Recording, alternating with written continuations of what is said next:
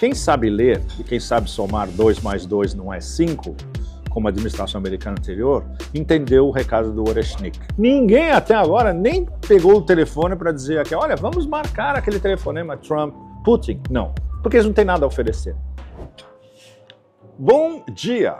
Sim, hoje é bom dia, porque hoje é breakfast italiano em Moscou. Então, saudações cafeeiras desta vez.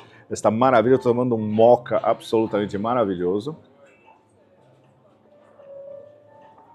Bom, nós começamos leve, porque essa é uma semana extremamente complicada, onde uma intervenção, a gente pode qualificar uma intervenção do presidente dos Estados Unidos nessa semana como talvez a fala mais aterrorizante do jovem século XXI.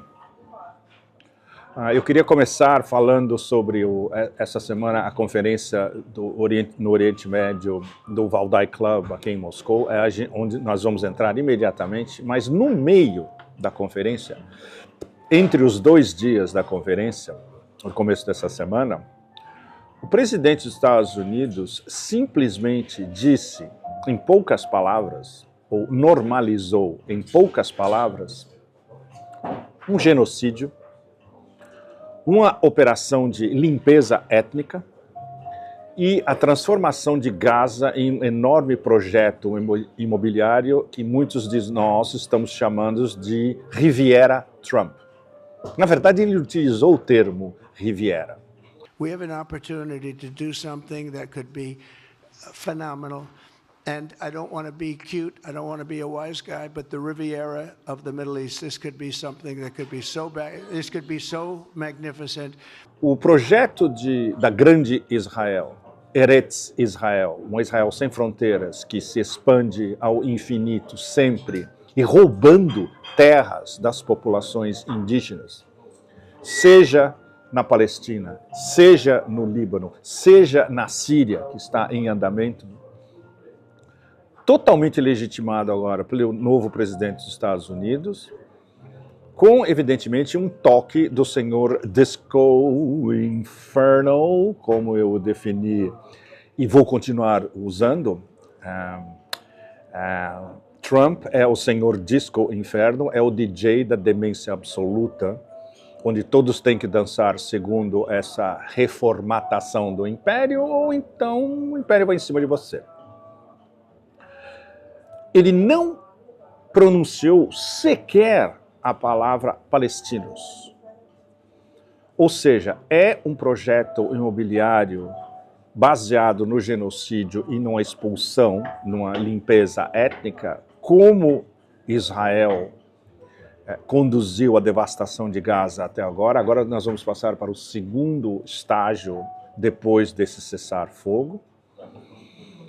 Tudo agora legitimado e normalizado pelo novo condutor do Império. E isso intervindo no meio de uma discussão seríssima aqui em Moscou, no Valdai Club. Todos os detalhes, nós analistas independentes chamamos, a terminologia correta é Oeste da Ásia, não é Oriente Médio. Mas a maior parte do mundo, e o mundo ligado ao atlanticismo, ainda utiliza Oriente Médio. Então, intervindo isso no meio das discussões, e enquanto eu estou conversando agora com vocês, isso é na véspera do segundo dia do Valdai. Daqui eu estou voltando ao Valdai para as últimas intervenções e as últimas mesas. Mas o ministro das Relações Exteriores, Sergei Lavrov, falou ao plenário no primeiro dia, foi muito importante, definindo mais uma vez a posição russa, que é a favor de uma Palestina livre, soberana e um Estado soberano, independente palestino. Запад привык что-нибудь развалить, создать кризисы, а потом смотреть, что получится. Особенно это характерно для американцев, которым из-за океана все это, в общем-то, даже как-то интересно наблюдать. Но все-таки Ближний Восток – это не игровая площадка, и не надо к нему так относиться. Ключ ко всем многочисленным проблемам все-таки в воссоздании палестинского государства. Que é a opinião absolutamente predominante na maioria global, no sul global praticamente inteiro. E um pouco das discussões, vamos falar um pouco das discussões. E a melhor coisa, quando eles organizam diversas cúpulas em Moscou e em Sochi, na reunião anual deles, mais para o fim do ano, muitos dos convidados são excelentes e as melhores conversas são à margem. Como, por exemplo, no primeiro dia, onde as conversas que eu tive com os meus grandes amigos, o professor Marandi, da Universidade de Teherã, e Alastair Crooke, ex-MI6 e ex-diplomata britânico, provavelmente o melhor analista ocidental de tudo relacionado ao Oriente Médio / Oeste da Ásia.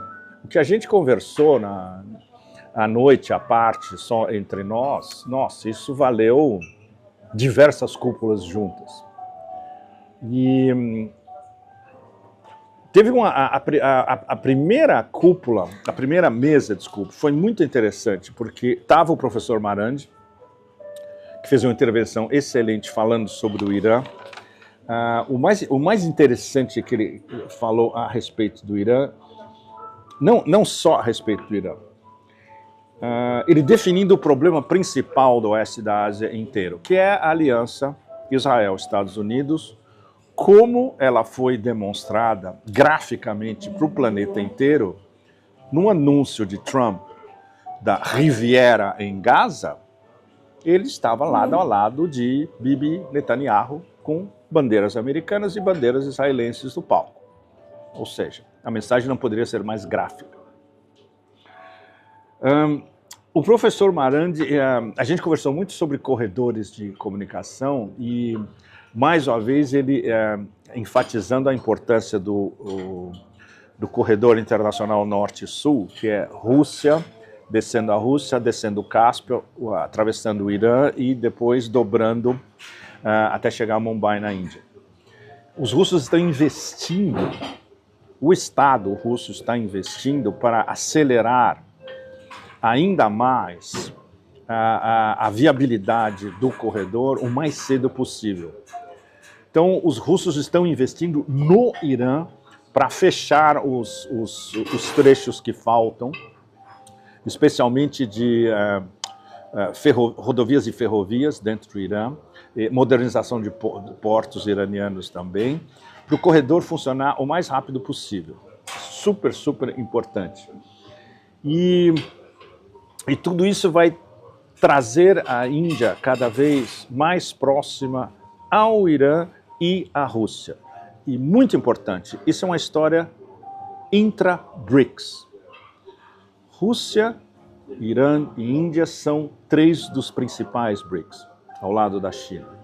Esse corredor vai torná-los geoeconomicamente ainda mais próximos, daí a extrema importância, como ela é vista pelos russos e pelos iranianos, e expandindo o acordo, a parceria estratégica que eles assinaram no mês passado aqui em Moscou. Putin e Pezeshkian ao vivo. Tudo isso é extremamente importante. Então, de um lado geopolítico, como o Irã está se reposicionando para melhor enfrentar essa aliança absolutamente total Israel, Estados Unidos, que é o grande problema do oeste da Ásia inteiro, e na vertente geoeconômica, essa integração cada vez mais profunda entre Rússia e Irã, que vai se expandir para a Índia também, que é uma integração intra-BRICS, que é um contrapoder à guerra contra os BRICS, já lançada também pelo senhor Disco Inferno. Nessa mesa teve uma intervenção muito interessante de um scholar de Ankara, um turco de Ankara. Algumas coisas que ele disse, como ele formulou, são extremamente pertinentes. Ele adotou a terminologia correta para avaliar o que está acontecendo. Ele definiu o atual processo geoeconômico como uma desglobalização, agora já arraigada. É exatamente isso que está acontecendo. E os Estados Unidos estão promovendo essa desglobalização. Agora, a globalização, do ponto de vista de Trump, é eu, Trump, desglobalizo. E como eu quero. E danem-se os aliados e os não aliados. Ou seja, isso tudo está absolutamente ligado. No que concerne o oeste da Ásia, há uma definição muito boa também, que é uma ordem centrada em Israel. E o que Trump disse em relação a Gaza, essa vociferação alucinante e aterradora, é uma demonstração gráfica de uma ordem no oeste da Ásia que, do ponto de vista da nova presidência americana, só pode ser uma ordem israelocêntrica. Do ponto de vista do sul global e das terras do Islã como um todo, a partir de agora, todos nós... qual vai ser a reação do mundo árabe e das terras do Islã como um todo? Com quem eu já conversei aqui nessa semana é praticamente unânime. Nada. Não vão fazer nada. O mundo árabe não vai fazer nada porque o mundo árabe tem medo do império, especialmente tem medo pessoal de Trump. Quanto às terras do Islã, a gente vai ver os nós de resistência e justamente essa reformatação do eixo da resistência, Irã, Hezbollah, as milícias no Iraque, Ansarallah no Iêmen, como vai ser a reação a curto, médio e a longo prazo. Outra definição do nosso amigo Taha Ozan, de Ankara, impecável. Ele disse que a era de instabilidade sustentável acabou. Então agora a gente está, na verdade, isso levando adiante essa formulação dele, a gente está numa era de instabilidade insustentável agora. Não tem mais nada sustentável. O que era sustentável antes era o conceito americano de ordem internacional baseada em regras, que era o mantra dos democratas até duas semanas e meia atrás. Agora a gente pode mais ou menos qualificar o novo paradigma que todos nós estamos vivendo como uma desordem internacional baseada em regra nenhuma. Na verdade, é baseada no que o presidente dos Estados Unidos diz, desdiz, volta para trás, solta com um sorrisinho, ou uma gritaria, ou uma ameaça, etc. Ou transformando em, digamos, um fato praticamente consumado, um desejo pueril ou sério, ou e legitimando absurdos pós-humanos ou infra-humanos, como você legitimar um genocídio em uma operação de limpeza étnica.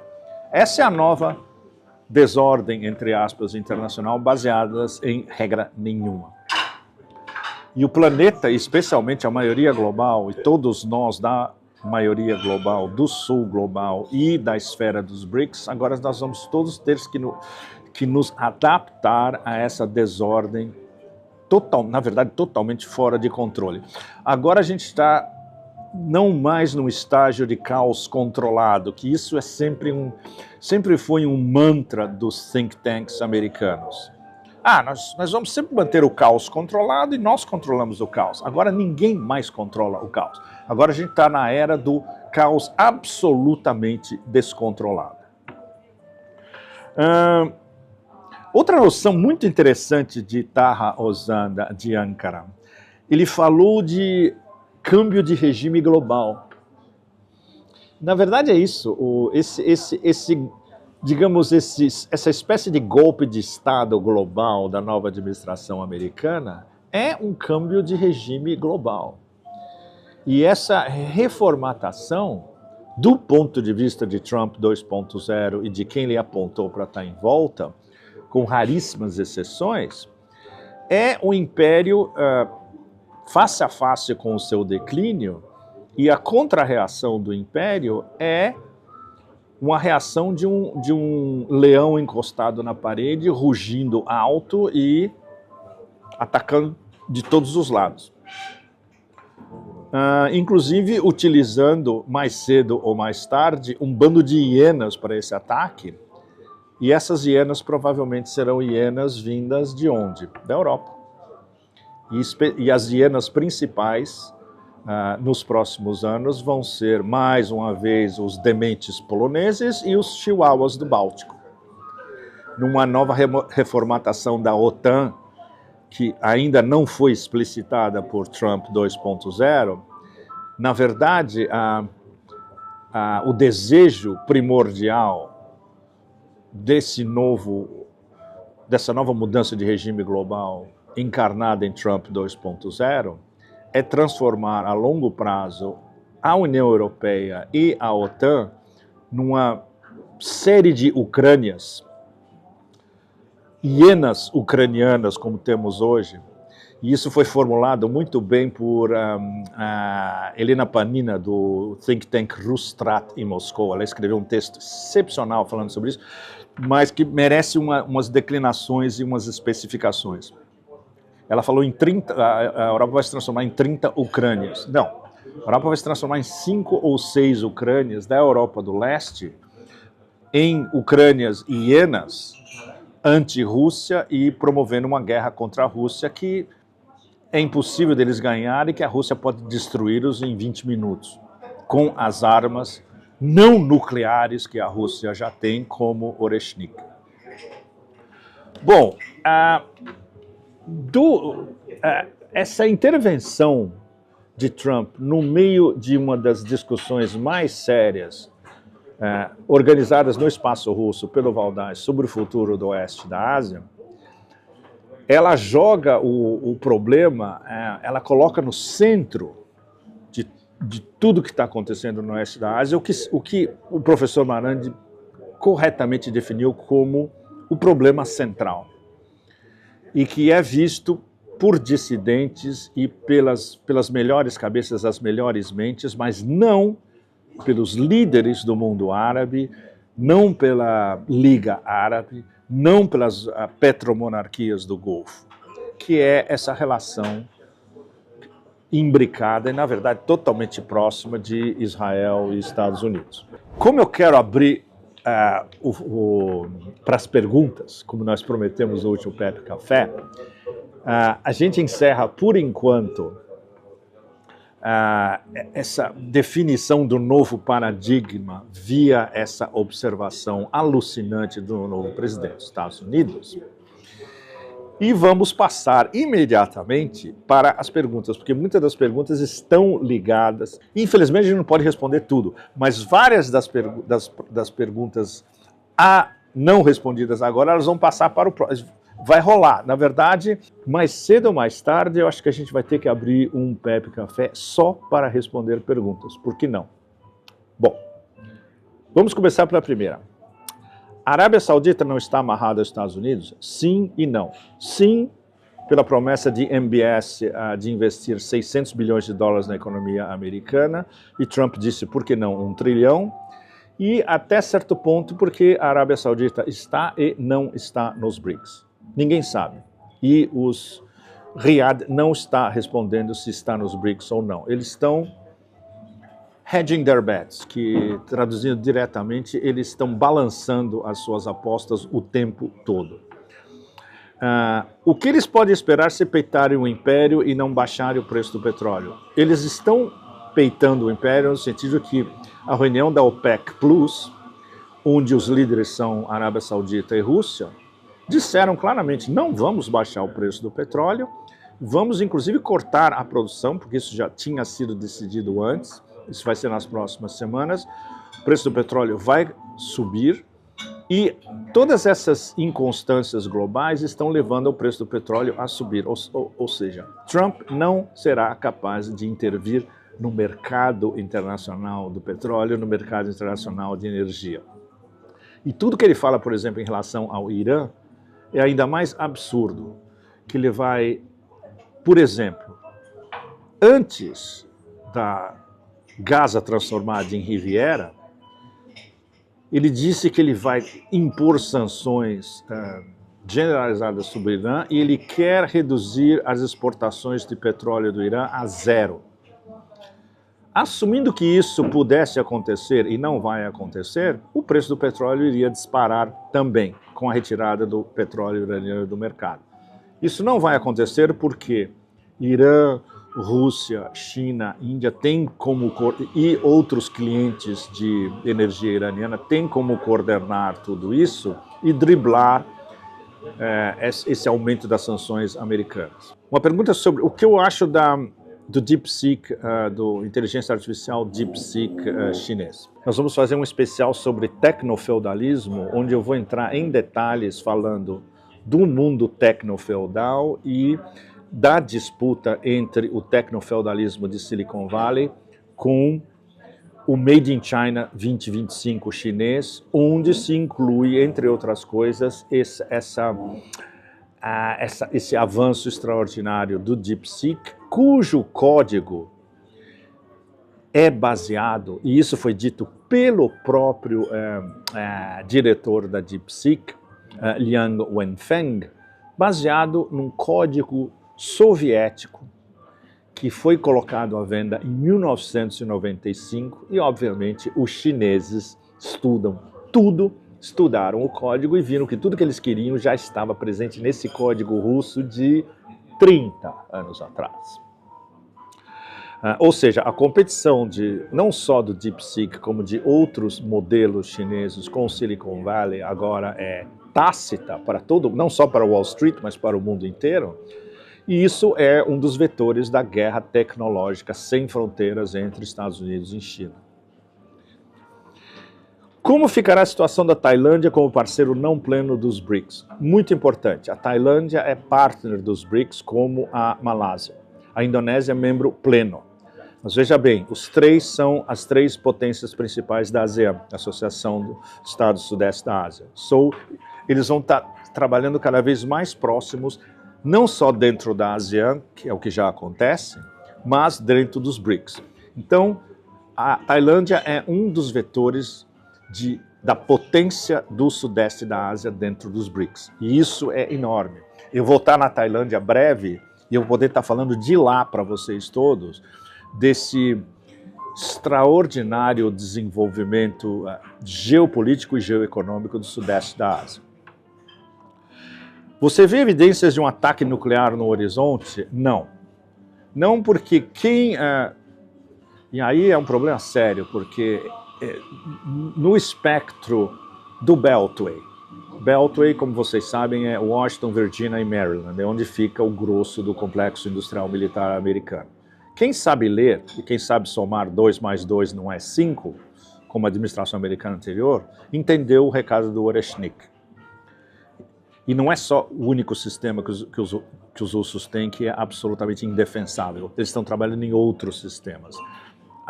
Oreshnik e outros. Quem entendeu o recado entendeu que a Rússia nem precisa de armas nucleares para vencer qualquer tipo ou para destruir qualquer tipo do que é lançado pelos Estados Unidos e pela OTAN contra a Rússia. Ou seja, a ameaça de guerra nuclear não existe.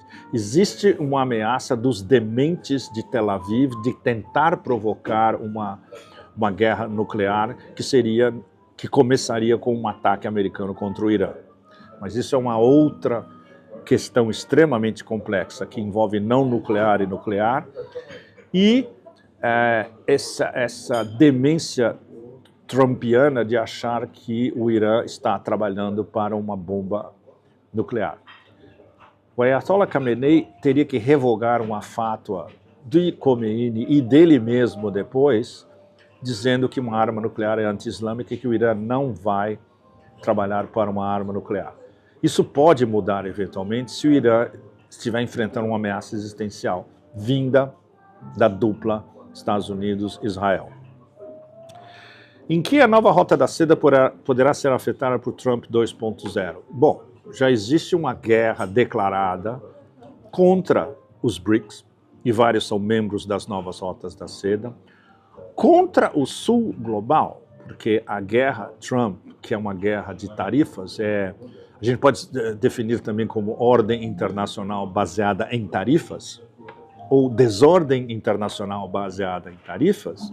As vítimas são do norte global, como por exemplo o Canadá, mas são do sul global também, como a China e todos os outros que estão na lista para serem atacados por Trump 2.0.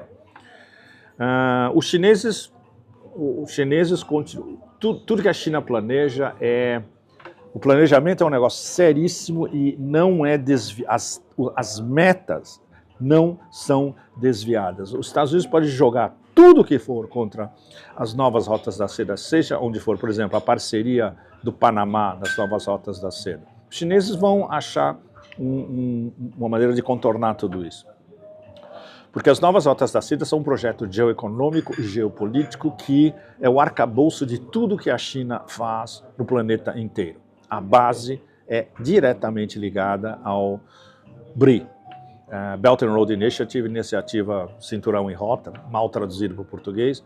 Eu prefiro chamar Novas Rotas da Seda, que é muito mais palatável em todas as línguas, inclusive em inglês.